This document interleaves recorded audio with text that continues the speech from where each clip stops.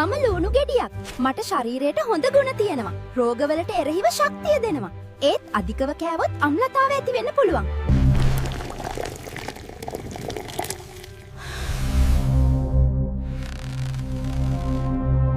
Hello යාළුවෝ මම තමයි කෙසෙල්. මට නම් රසයි නේද? ඒත් මම රස විතරක් නෙවෙයි ගුණත් ගොඩක් තියෙනවා. මම එනර්ජි දෙනවා. ආයුබෝවන් යාළුවනේ. මම තමයි රඹුටන්. මම රස වගේම ඔයාලගේ ඇඟට ගොඩක් ගුණයි. මාගේ විටමින් C ගොඩක් තියෙනවා. මේ දුප්පත් පූසකුගේ කතාවක්. කොළඹ නගරයේ කුඩා මාවතක සිලු කියන පූසෙක් තනිව ජීවත් වුණා. අනේ මේ පූසට සීතලයිනේ. නීතජනය රැගෙනයි. ඔබේ පාර්සලය ආරක්ෂිතව බාර දුන්නා. වාව්! ඇත්තටම ආවා. බොහොම ස්තුතියි. ආයුබෝවන්.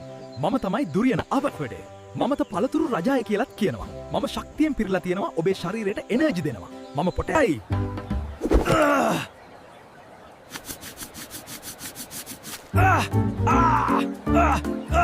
ආයුබෝවන්. මම තමයි කෙසෙල්.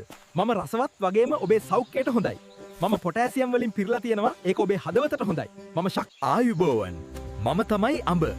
මම රසවත් වගේම ඔබේ සෞඛ්‍යයට හොඳයි. මම විටමින් C වලින් පිරලා තියෙනවා.